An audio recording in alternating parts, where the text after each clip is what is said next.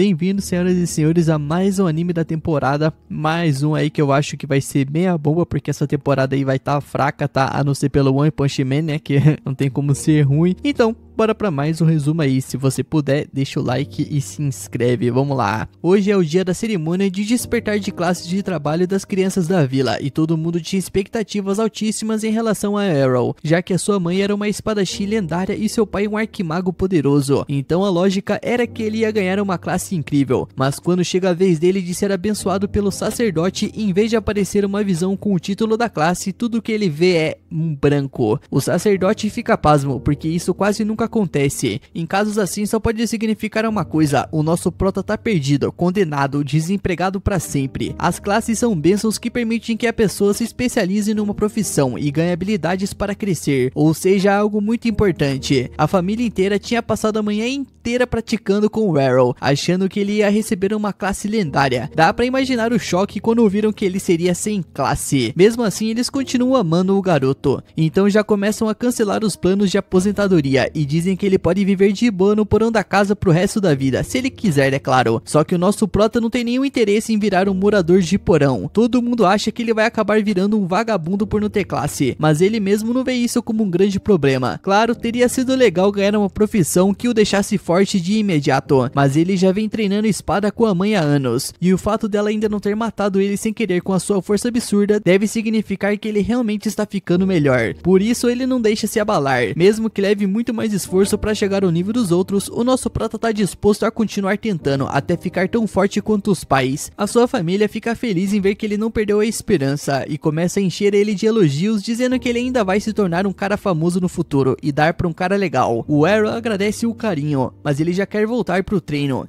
então ele segue sozinho pro campus. Lá ele ouve um barulho de espadas se chocando e vai ver o que tá acontecendo. Então encontra dois garotos da vila testando as suas novas classes de espadachim em um duelo. Logo um deles percebe que o nosso prota tá observando de longe e pergunta o que ele tá fazendo ali, já que aquele não era lugar para um fracassado sem classe. O Aaron responde que não existe nenhuma regra proibindo ele de treinar por ali, então só queria praticar em paz. Os garotos pareciam realmente decididos a mostrar quem mandava pro Aaron, então eles dizem que vão ser legais e mostrar pra ele do que alguém com classe é capaz. Nisso os dois voltam a lutar na frente dele. A técnica deles é ridícula, mas ele reconhece que é curioso ver como as habilidades de espadas funcionam de verdade. A primeira skill que qualquer pessoa com a classe de espadachim recebe se chama esgrima básica e permite balançar uma espada de forma decente, mesmo sem nunca ter pegado numa na vida, o que claramente era o caso daqueles dois. Nisso Aaron pensa que talvez ele consiga treinar bem se lutar contra eles, então ele interrompe e diz que gostaria de duelar. Os garotos ficam ofendidos só de pensar que um sem classe teria chance contra eles. Mesmo assim eles aceitam o desafio, mas antes um deles pergunta se o Aaron tem a sua proteção divina. Essa bênção é algo que todo mundo nasce tendo, uma espécie de escudo que absorve dano até certo ponto. O Aaron confirma que tem, e os meninos ficam aliviados, já que isso significa que eles não precisariam se preocupar em matar o garoto sem querer. O primeiro parte pra cima do Aaron, certo que o esmagaria de cara, mas para sua surpresa o nosso prota se mantém firme, sem abrir nenhuma brecha em sua defesa. Desesperado, o menino chama o amigo pra atacarem juntos, mas o nosso prota percebe a jogada e desvia a tempo. Nem foi difícil de prever, já que o segundo gritou no meio do ataque surpresa. Mesmo assim, o Aaron vê ali uma boa oportunidade de se testar contra dois ao mesmo tempo, então ele avança contra eles. Em poucos segundos, os dois já haviam sido derrubados. Foi até mais fácil do que ele pensava. Qualquer pessoa sensata aceitaria a derrota, mas os garotos insistem que não valeu. Nesse momento, aparece um moleque ruivo e manda os dois pararem de choradeira, lembrando que em um campo de batalha real não existem segundas chances. Os outros não discutem com ele, o que mostra que era alguém respeitado. Nisso ele se aproxima do Aaron e admite que para um sem classe a sua habilidade com a espada era impressionante, mas avisa que só venceu porque enfrentou dois fracos. Logo os meninos revelam que o ruivo é filho do Capitão Evans, o chefe da guarda da vila. O Aaron reconhece o Evans, já que o homem às vezes aparecia na sua casa para pedir ajuda à mãe dele em caçadas contra demônios, mas olhando bem, o garoto não parecia em nada com o capitão. Então por um instante o nosso prota quase solta a piada de que devia ser adotado, mas ele decide não cutucar na ferida. O Ruivo estava ali por orgulho. Todo mundo dizia que a mãe do Eren era mais forte que o seu pai, e ele não aceitava isso. E para provar o contrário, ele treinava todos os dias desde que despertara sua classe, há um ano atrás, e já dominava as técnicas intermediárias da espada. Ele acreditava que os filhos herdavam as habilidades dos pais, e queria mostrar que Evans era o verdadeiro mais forte. O Eren, porém, rebate dizendo que isso não fazia sentido nenhum, e que ele só estava irritado porque a sua mãe era mesmo mais forte do que o pai do Ruivo. Mas como nunca recusa um bom desafio, ele aceita o duelo. Os dois começam a trocar golpes em alta velocidade, deixando os outros garotos de boca aberta. O Eren consegue acompanhar bem, embora perceba que o Ruivo era realmente mais forte do que os anteriores. Ainda assim, a raiva do garoto atrapalhava sua concentração. Em um momento de descuido, após um golpe amplo, ele ficou totalmente exposto. O Eren aproveita e avança, mirando no seu pescoço. Mas no último instante, o Ruivo ativa uma habilidade especial, o corte duplo. O primeiro golpe é bloqueado por Eren, mas o segundo acerta em cheio seu abdômen, lançando-o contra a parede de tijolos. Apesar disso, o Ruivo fica surpreso dele ter bloqueado o primeiro ataque daquela distância. No fim, porém, o Eren estava caído e o Ruivo declara vitória. O Eren pede uma explicação e ele explica que o corte duplo é uma skill que permite desferir 2 ataques em um só movimento, e reconhece que o Eren lutou muito melhor do que esperava, mas reforça que alguém sem classe nunca poderia superar uma habilidade dessas. Só que o Eren leva isso como desafio pessoal e promete encontrar uma forma de vencer. Dias depois, a sua irmã tenta acordá-lo, mas ele ignora, já que não é muito fã de manhãs. Ela ameaça beijá-lo no rosto se ele não levantar, e isso é o suficiente para fazê-lo sair da cama. Durante a refeição, perguntam se ele pretende continuar o seu treinamento especial, e ele confirma, mesmo com a irmã tentando convencê-lo a descansar um pouco. Mas o Eren não queria parar até ficar mais forte. No quintal, a sua outra irmã mostra um baú cheio de espadas quebradas, todas destruídas por ele no treino. Isso prova o quanto estava se esforçando, e na opinião dela, era melhor deixá-lo seguir nesse ritmo. Enquanto isso, na floresta, o Eren testava sua versão própria do corte duplo, que finalmente havia dominado. Depois de analisar cada detalhe do golpe do Ruivo, ele conseguiu replicá-lo à sua maneira. Um Goblin que assistia escondido decidiu atacá-lo sozinho, e o Eren o derrota em segundos com um corte no peito. Logo em seguida, ele ouve um rugido de um monstro enorme, e está prestes a recuar para pedir ajuda, mas o grito de uma criança muda sua decisão. Ele corre até o local e encontra o Ruivo, gravemente ferido e preso contra a árvore por um Goblin. Esperando o momento certo, o nosso prota desfere um corte duplo no monstro e o mata na hora. Depois ajuda o Ruivo a se recuperar com água benta. Aliviado, o moleque agradece, mas logo pergunta como ele conseguiu usar aquela técnica, e o Eren explica que apenas observou bastante, pegou o padrão e reproduziu. Na verdade, ele até deveria agradecer ao Ruivo por ter usado tanto golpe contra ele, o que facilitou muito a sua aprendizagem. Chocado, o Ruivo ainda insiste que a sua versão com a skill era ainda mais forte, então desafia o Eren para outro duelo ali mesmo. Os dois se enfrentam novamente, e o Eren não só consegue igualar o corte duplo, como ainda adiciona um terceiro golpe, pegando o rival desprevenido. O Ruivo fica no chão atônito, enquanto nosso prota sai confiante, sabendo que havia superado o garoto. Dias depois, durante o jantar, a sua família comenta que o filho de Evans partiu para Breia, a cidade das espadas, para treinar. O Eren desconfia que a sua derrota foi o motivo, mas a ideia de uma cidade inteira dedicada a espadachim soa tentadora. Alguns anos depois, o nosso prota resolve pegar uma carroça que estava indo em direção a Brésia. Dentro dela, ele acaba conhecendo um homem e uma mulher que também estavam a caminho. O cara era um bárbaro e a garota usava espadas duplas. Ela logo sugere que eles formem uma dupla, mas o bárbaro recusa na hora, dizendo que odeia trabalhar com gente que usa roupas chamativas para lutar. Nisso, a guria fica ofendida e retruca que a classe dela é baseada em velocidade e esquiva, então ela não precisa de armadura pesada. Além disso, o vestido ajuda, já que a maioria dos oponentes fica distraído encarando ela aí, mano. Vocês sabem por que motivo. Os dois estão prestes a começar uma briga feia, mas o motorista interrompe e pede um favor. Já que eles têm classes avançadas, eles podiam dar uma ajudinha agora, porque a situação complicou. Nisso, quando eles olham para frente, eles percebem que o caminho está bloqueado por uma horda de orcs e não tem como desviar. O bárbaro então já entra em desespero, já que só um grupo inteiro daria conta de tantos orcs, e ele sabe muito bem que não tem condições de lutar sozinho. A garota também não pensa duas vezes e já sai correndo, sem nenhuma intenção de arriscar a pele pelos outros. Parecia então que todo mundo da carroça estava condenado, até que o nosso prota entrou em ação. Ele salta do veículo e começa a enfrentar a horda, derrubando os orcs um atrás do outro.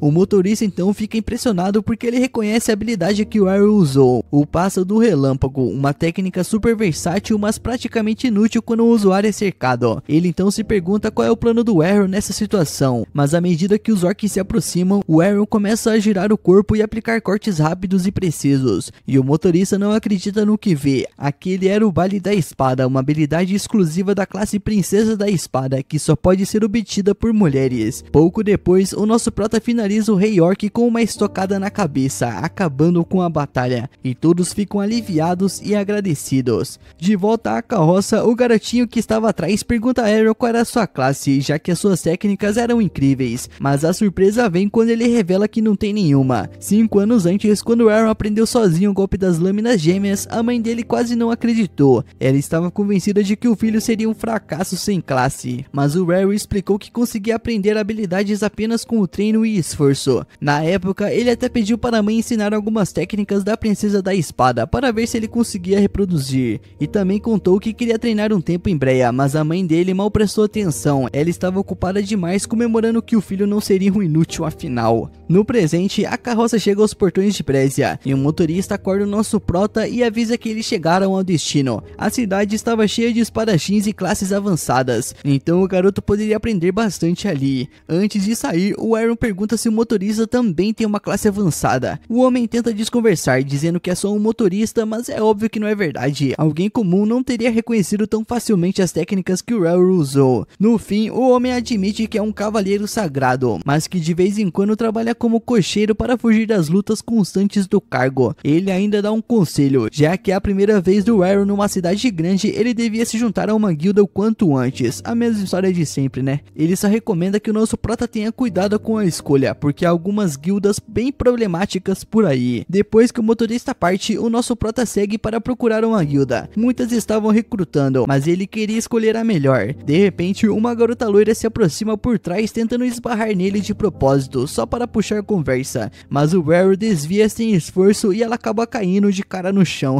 Incrédula, ela logo pensa que se ele conseguiu evitar sem nem olhar, esse cara deve ser mesmo talentoso. Ela então se levanta e faz uma proposta. Ela quer que ele entre no seu grupo e até mostra um contrato de inscrição, mas o nosso prota recusou na hora. Ele até queria uma guilda, mas se ela precisa de truques desesperados para recrutar, então a guilda dela deve ser bem ruim. E ele tava certo, mano. Mesmo assim, a guria insiste e chega a oferecer um encontro se ele aceitar, mas o nosso prota já corta ela aí, mano, dizendo que ela é tão reta quanto a irmã dele e por isso não tem interesse. E antes de ir embora, na cara de pau ele pede que ela indique uma guilda que preste. A guria fica irritada, mas é generosa, então ela fala que a melhor guilda é a Black Blade, que fica logo ali. O Arrow segue a dica e encontra a sede, mas a fila para se inscrever é enorme. Quando chega a sua vez, o atendente explica que é preciso ter uma classe avançada para fazer o teste de aptidão. O Arrow diz que é sem classe e o cara já cai na gargalhada, expulsando ele da fila e chamando o cara de perdedor. Ele tenta em outras guildas, mas o resultado é o mesmo. Todos verificam a sua carta de status e o rejeitam. A esperança então renasce quando ele lembra da carta de recomendação que a mãe dele deixou. Se ele levasse ao antigo grupo dela, ele poderia ter uma chance. Nesse momento, a loira aparece de novo insistindo que ele entre no time dela, quase de joelhos de tanto desespero. O grupo dela estava prestes a ser dissolvido por falta de membros, mas o nosso prota continua negando, mano. A guria no desespero chega a se oferecer para lamber a sujeira das botas dele se ele aceitasse. Porém, quando olha pra cima, o nosso prota já tinha ido embora e a multidão em volta ria da cena.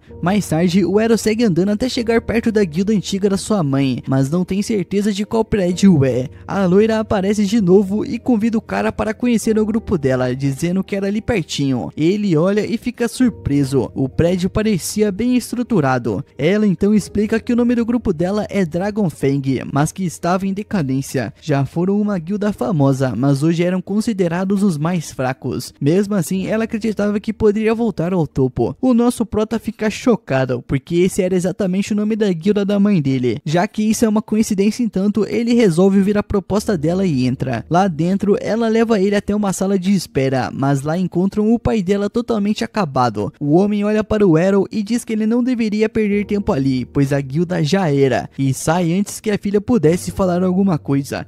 a garota explica que o pai já foi um dos melhores espadachins de Breia, mas depois que perdeu um braço nunca mais foi o mesmo. O Eren poderia facilmente desistir depois de ver o estado do líder, mas ao contrário, mano, ele diz que ainda quer entrar, afinal nenhuma outra guilda iria aceitá-lo mesmo. A garota fica feliz e logo entrega um contrato para ele assinar. Com isso, o nosso prota se torna oficialmente membro da Dragon Fang. Só então ela percebe que nem perguntou a classe dele, e quando olha a ficha e vê sem classe, ela pensa que é piada, mas o Eren mostra o cartão como prova. A guria logo fica em choque e logo ameaça que ele anule o contrato, já que nenhum grupo quer um sem classe. O problema é que sem um membro útil, eles nunca venceriam o torneio e não teriam como pagar as dívidas. Nesse momento, outra integrante entra na sala, a Lena. Ao ouvir que o novo novato era sem classe, ela percebe de quem se trata. Eren não a reconhece de imediato, mas a Lena lembra ele. Eles treinaram juntos na vila. Ele insiste que nunca treinou com uma garota, só com o filho do Capitão Evans, mas a Lena corrige. Evans nunca teve um filho, apenas uma filha, que era ela. Então o nosso prota entende a confusão. Ele logo pede desculpas, dizendo que ela mudou bastante. Enquanto fixa o olhar,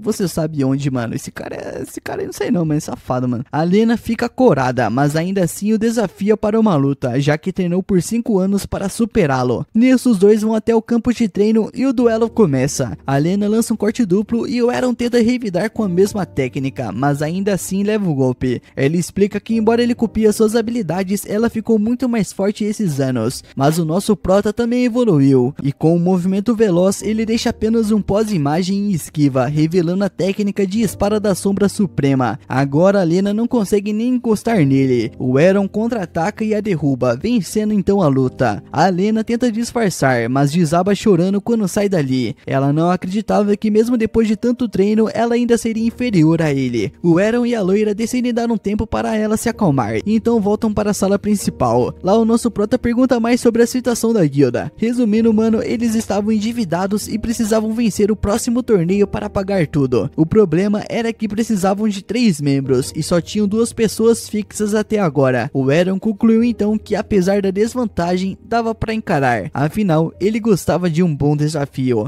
Na manhã seguinte, o Eren acorda e se reúne com a Lena e a Lilia para discutir os próximos passos da guilda. Agora que todo mundo tá presente, a Lilia anuncia que a Dragon Fang finalmente tem 3 membros, o suficiente para participar da batalha em equipe. Então, eles vão entrar no torneio da guilda, que acontece nesse fim de semana. Ela explica que o campeonato é no formato de eliminação 1 contra 1, e cada equipe pode ter no máximo 5 pessoas. A Lena fica meio preocupada, mano, já que eles vão apenas com 3, mas a Lilia garante que não vai ser tão difícil, afinal ela e Lena são rank B, então contanto que eles não peguem o adversário rank A tá tudo certo. É a primeira vez que o nosso prota ouve falar desse sistema de ranking, então a Lilia faz um resumo. Existem 4 níveis que medem a força dos espadachins. Entre os 500 de Brésia, só 20 são rank A, enquanto Lena e Lilia estão no rank B. O Eren ainda não tem classificação, mas como venceu a Lena, a Lilia deduz que ele deve ser pelo menos rank B também. Ou seja, se eles não tiverem azar no sorteio de partidas, tem uma boa chance de vencer. Falando nisso, os confrontos já devem estar no quadro de avisos do Coliseu, então a Lilia decide ir lá para conferir. Enquanto isso, a Lena se levanta para treinar até a Lilia voltar, mas o Eren a chama de volta. Ele quer pedir um favor. Ele pergunta se além da força bruta, ela tem alguma outra habilidade. A Lena responde que sim, uma chamada Guts, que basicamente faz a proteção divina dela durar bem mais tempo. O Eren então pensa um pouco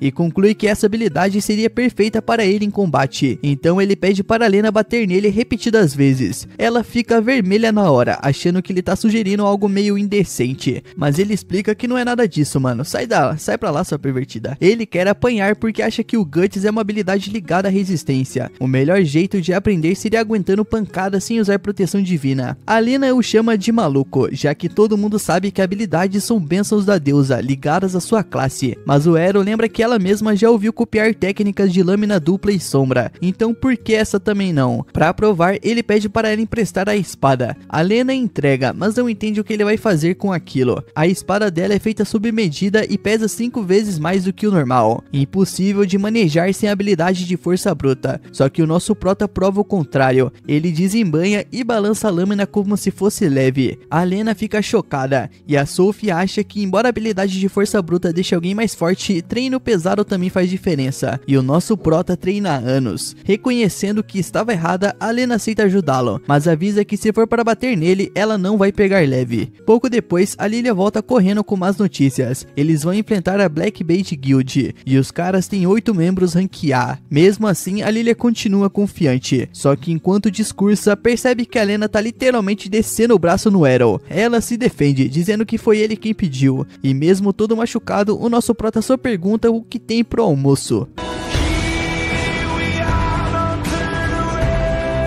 Nisso chega o dia da competição, e quando o grupo chega ao Coliseu, houve gente comentando que o Dragon Fang deu azar de cair contra a Black Blade. Dizem que o Dragon Fang já foi uma das melhores guildas, mas ninguém quer apostar neles. Todo mundo tá apostando na Black Blade. Lilia logo se irrita, mas Lena segura para evitar mais confusão. O Arrow, por outro lado, nem liga se acreditam nele ou não, só fica surpreso ao saber que dá para apostar nas lutas. A Lena então explica que as partidas do Coliseu sempre tem apostas, e as chances deles são de 20 contra 1. A Lilia fica logo braba, mas vê isso uma chance de ganhar dinheiro, já que se perderem, a guilda tá ferrada de qualquer jeito. Então ela decide pegar outro empréstimo usando o prédio da guilda como garantia para apostar em si mesma. E nesse momento, o Aaron finalmente entende como essa guilda ficou tão endividada. É muita falta de competência, mano. De repente, como sempre, nada de surpresa, o homem começa a rir atrás deles. É Jorge, o mestre da guilda da Black Blade. Ele diz que só veio desejar sorte, já que é triste ver um antigo rival cair tanto, e ainda provoca dizendo que ouviu falar que eles aceitaram um sem classe no grupo. A Lilia logo rebaixa dizendo que isso não é da conta dele, mas Jorge admite que manipulou o torneio para garantir que lutariam entre si. Segundo ele, isso até ajuda a Dragon Fang. Enfrentar uma guilda famosa vai atrair atenção e pode render uma boa grana se conseguirem vencer, o que ele duvida muito. Logo então chega a hora do grande evento. O Aaron e os outros entram na arena. Ele percebe que Jorge nem vai lutar, o que faz ele achar que talvez o cara esteja pegando leve, mas Lilia e Lena explicam que o time da Black Blade está cheio dos melhores rank A. Vai ser uma batalha dura, e isso só anima o Arrow, já que ele quer ver novas habilidades. Nisso a Lilia lembra que o futuro da guilda depende dele, então é bom levar a sério. O primeiro oponente é Gil, um duelista ágil. Quando o narrador anuncia Arrow como sem classe, o público começa a murmurar. Ninguém acredita que um cara assim tenha coragem de competir. Gil se sente insultado de ter que enfrentá-lo. Nisso, assim que a luta começa, o Gil usa um golpe rápido e atravessa o peito de Arrow, ou assim parece, até perceber que era só uma imagem criada pela habilidade de sombra. Ele tenta se adaptar, mas comete um erro, acha que o Arrow só consegue usar 3 clones.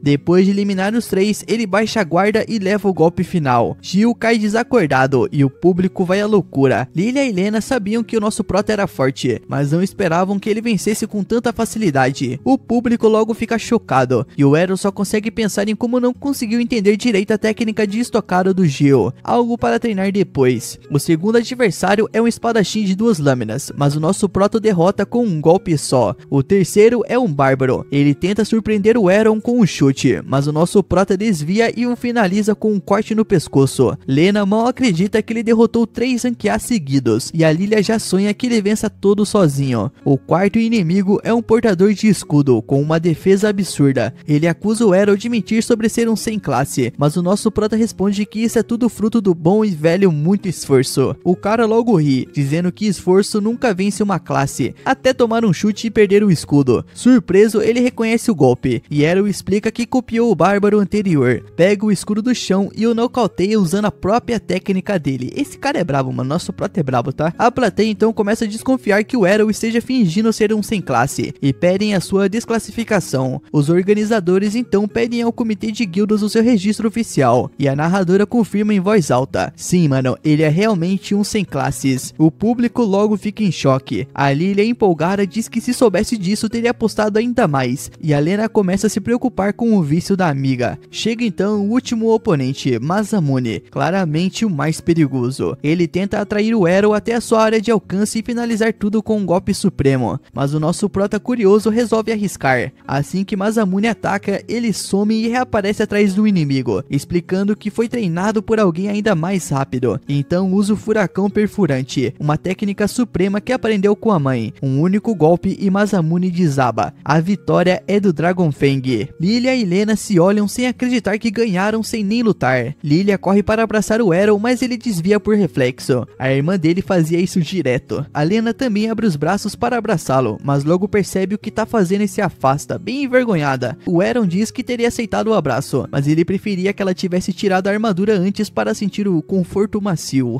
Enquanto isso, lá nas arquibancadas, Jorge assiste furioso e jura que vai se vingar da humilhação. Naquela noite, quando voltaram para a sede da guilda, a comemoração já começou na hora, mano, com muita bebida e risada. O Ero ainda tava meio chocado com o fato dessa Loli aí poder beber, mas ela logo disse que era uma mulher adulta, mesmo com aquele jeitinho pequeno. Ainda assim, ela não conseguia acreditar que o Ero tinha derrotado sozinho 5 espadachins de rank A da melhor guilda do país, e aí decidiu, ia dar um jeito de conquistar ele, afinal, aquele garoto podia ser a sua chance de sair da pobreza e do anonimato. A Loli tentou pedir a mão dele em casamento, dizendo que podia realizar todos os desejos dele, né?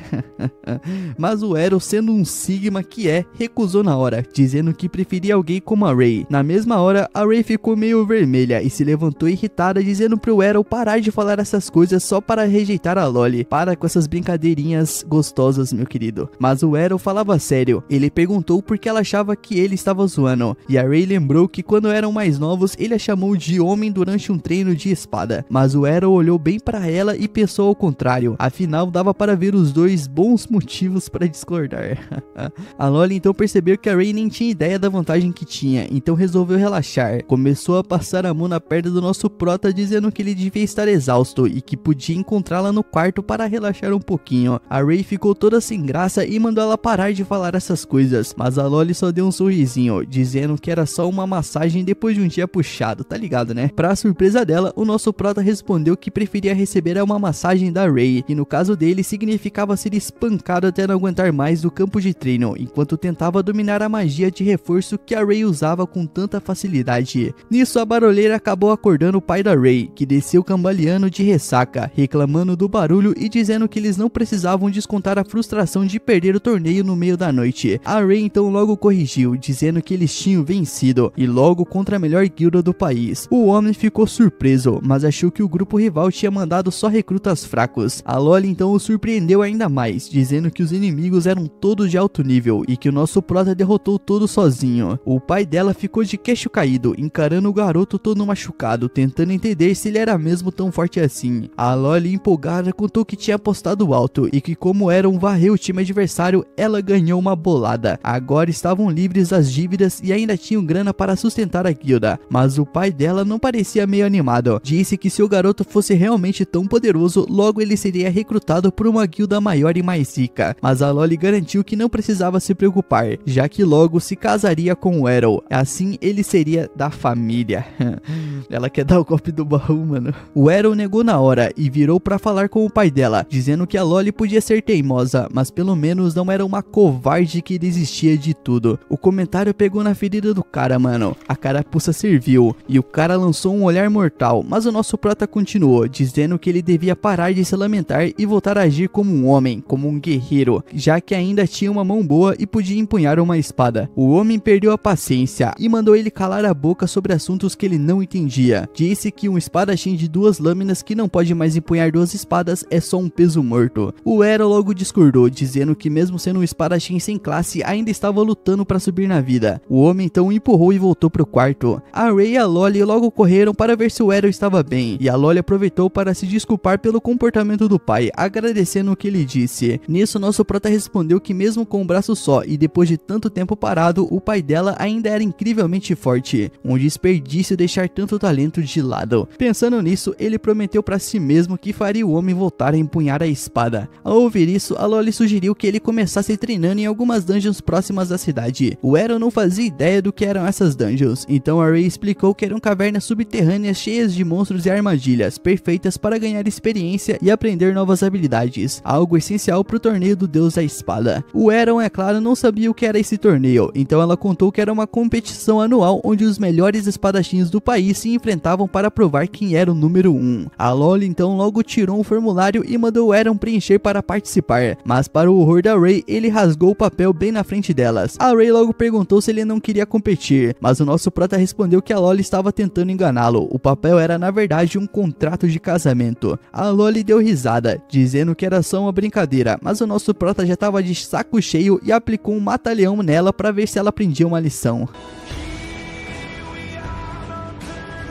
Na manhã seguinte, a situação não parou. O Arrow acordou com a Loli tentando pular pra cima dele, mas ele desviou e amarrou ela na cama antes de sair. Mais tarde, o grupo foi junto às dungeons, onde a Loli explicou como funcionava o teletransporte pelos círculos mágicos. Cada um só podia ir até o andar que estivesse alcançado. Ela comentou com orgulho que tinha chegado até o level 12. Enquanto a Rey já tinha alcançado o nível 14, o Arrow decidiu na hora que iria junto com ela até lá, mas a Loli explicou que não era assim que funcionava. Para poder ir até um nível, ele precisava ter estado lá fisicamente. E isso acabou com o entusiasmo dele, já que queria enfrentar os monstros mais fortes logo de cara. Mesmo assim, a Loli disse para ele não se preocupar, pois conhecia um atalho que os levaria rapidamente aos andares inferiores. Nisso, eles concordaram com o plano, mas a Loli tentou separar o Arrow da Rey, dizendo que a Rey podia continuar a sua jornada sozinha, já que ele não precisaria de duas guias. Ela começou a arrastar o garoto para longe, mas o nosso prota não caiu nessa e chamou a Rey para ir junto. Assim que entraram no primeiro andar, foram atacados por dois cavaleiros de armadura. O Arrow sacou a espada para cima de um enquanto a Rey enfrentava o outro. Ele então se surpreendeu ao ver que os cavaleiros se moviam com tanta agilidade mesmo usando armaduras pesadas, mas nada que ele não pudesse lidar. Então, usando seu dash step, ele cortou a cabeça de um deles, só para perceber que a armadura já estava vazia e se movia com a energia mágica da masmorra. Mesmo sem cabeça, o cavaleiro continuou lutando. A Rey então avisou que eles não sentiam dor e nem tinham fraquezas reais. Então o nosso prota atacou as pernas, derrubando o inimigo no chão. Rey fez o mesmo com o dela e disse que precisavam se apressar, pois eles se regenerariam logo. Antes de prosseguirem, Aaron perguntou a Loli qual era a classe dela, e orgulhosa ela respondeu que era uma Facer, uma espadachim ágil, e prometeu ensiná-la o que quisesse, no campo de treino ou na cama. O Aaron, é claro, recusou de novo e seguiu em frente. Nisso, antes de entrarem no segundo andar, ouviram pedidos de ajuda vindos de uma porta próxima. Ao se aproximarem, viram um homem coberto de sangue, ajoelhado no chão implorando por socorro. A Rey sugeriu levá-lo de volta à superfície, mas o homem recusou, dizendo que os amigos dele estavam presos lá dentro, feridos por uma armadilha. Ele implorou que os ajudassem, e a Loli logo tratou de negociar um preço pelo resgate. Para a surpresa dela, o homem pagou uma boa quantia, dizendo que era dinheiro ganho em apostas. Mas o nosso prota percebeu algo errado. Andando atrás do sujeito, notou que alguém perdendo tanto sangue não teria forças nem para ficar de pé sem água sagrada, quanto mais para andar. As feridas eram falsas. Ainda assim, ele guardou a informação. Achou que a situação poderia ficar interessante. O homem os levou até uma sala secreta, onde havia um rastro de sangue e uma poça no centro, com uma única moeda de ouro. A Loli, atraída pela visão da moeda, foi pegá-la, mas um círculo mágico se acendeu sob os pés deles. Rey percebeu o truque na hora, enquanto o homem ria, dizendo que tinha sido pago para fazer esse servicinho fácil. Só que, para a surpresa dele, o círculo o teleportou junto com o grupo. Eles apareceram em um andar que nem a Rey conhecia, abaixo do nível 14, um nível que ninguém mais tinha visto. O falso ferido começou a tremer de medo, dizendo que ali era o andar mais profundo da masmorra, onde o lendário deus da espada vivia. De repente, um cavaleiro com uma armadura reluzente e encantada com todas as cores apareceu diante deles. A Loli não acreditou que fosse o verdadeiro deus da espada, achando que era só uma lenda, mas o nosso prota percebeu o perigo e empurrou a Loli pro chão no exato momento em que o cavaleiro lançou um golpe aéreo tão poderoso que rachou as paredes da masmorra. Sem perder tempo, o inimigo avançou contra o Arrow, que conseguiu erguer a espada no último segundo, bloqueando o ataque. Nisso, nosso prota só sorriu. Era a chance perfeita para testar os seus limites. Usando uma técnica divina de passo rápido, encurtou a distância e começou uma sequência de golpes intensos que o cavaleiro bloqueava com maestria. A pressão foi tanta que o inimigo teve que se afastar, ativando uma habilidade que aumentou a gravidade do ambiente, forçando todos no chão. Mas o nosso prota se manteve firme. Aquilo não era novidade para ele. Lembrava dos treinos brutais com a sua mãe, quando mal conseguia ficar de pé. Só que dessa vez estava pronto. Usando uma moeda dourada, ele anulou o feitiço e criou uma brecha no campo de batalha. Aproveitando o momento, ele ativou a sua habilidade mais poderosa, o Infinity Break. O golpe foi tão intenso que partiu o cavaleiro em pedaços, deixando todos chocados. Depois de usar uma água sagrada para se recuperar, o grupo ativou um círculo de teleporte e conseguiu sair da masmorra em segurança. De volta à cidade, o pai da Loli estava bebendo em uma taverna, quando ouviu três idiotas conversando sobre como enganaram os novos membros da guilda Dragonfang, que provavelmente nunca voltariam. Rod se levantou furioso e destruiu a mesa deles com um soco, exigindo que contassem tudo, mas foi interrompido por George, que o chamou de bêbado inútil. tudo. Na hora, o Rod percebeu que o George estava por trás de tudo e que as chances de sua filha estar viva eram quase nulas. Caiu de joelhos arrasado, desejando poder salvar a filha. Então uma voz familiar chamou a sua atenção e ao se virar viu a Lolly entrando pela porta junto com o nosso prota e a Ray, conversando como se nada tivesse acontecido. Rod correu e abraçou a filha com força, agradecendo aos céus por ela estar viva. A Ray encarou o George dizendo que sabiam de tudo. O cúmplice dele tinha confessado o plano.